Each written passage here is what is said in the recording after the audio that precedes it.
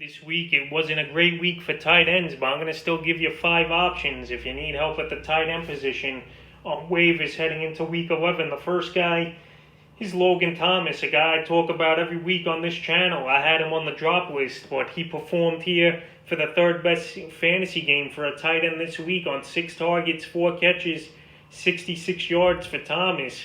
So Alex Smith, he threw the ball 55 times. It was nice to see Thomas get 4 of those catches and 6 targets. Now he's got a good game heading versus Cincinnati in Week 11. So he's got them in Dallas coming up. 2 good matchups. And Thomas, honestly, he's been pretty consistent most of the season.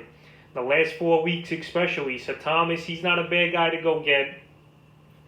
He got dropped in 3% of leagues. He's available in 65%. So he would be the first guy I'm looking to go get. The second guy is Jordan Reed of the San Francisco 49ers. After a dud game last week in Week 9, Reed bounced back with a good one in New Orleans with 6 targets. He had 5 catches of them for 62 yards. And Reed and Dwelly, they split a little, but Reed, the better athlete, the better tight end. He does go on by in Week 11, but George Kittle, I'm expecting him out probably for the season, even though he thinks he could come back soon.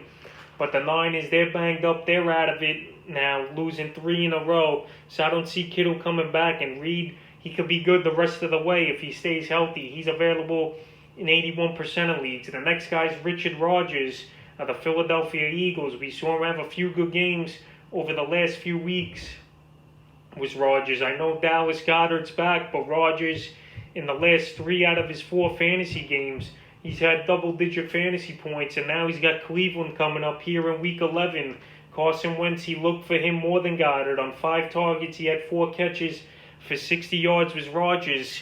You know, the Eagles like to play a lot of 2 tight end sets. All the coverage was rolling from the linebacker and safety position on Goddard.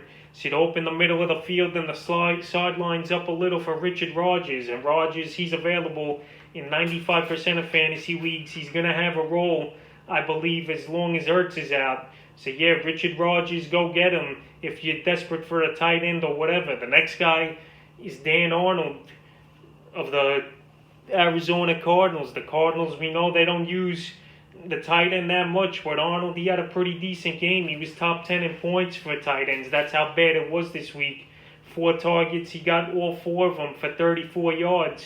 And we know Kyler Murray, he's amazing. He won the game on the Hail Mary.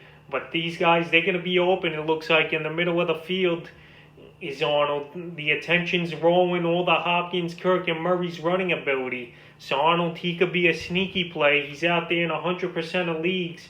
And now he's got a decent matchup in Week 11 versus Seattle, where everyone passes on. Guys get open. You know it's going to be a shootout, especially for a division here on Thursday Night Football. So Dan Arnold's not a bad get. And the next guy is Tyler Higbee, a guy I've been saying for weeks to drop. But Higbee, he finally stepped up versus Seattle on 6 targets, 3 catches, 60 yards. So a good game for Higbee. I'm still not that impressed, but tight end is so weak this season. It's a week-to-week position. So Higbee, he's out there finally in a bunch of leagues like he should have been.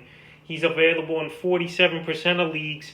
This week, the Rams, they got a decent matchup versus Tampa Bay, where you know it's going to be a shootout. Then San Francisco in Week 12. So Higbee, if you really need a tight end, he's my 5th option here. But if you really need him, go out there and get him if there's no one else. So that's a few tight ends you could try to get on waivers heading into Week 11.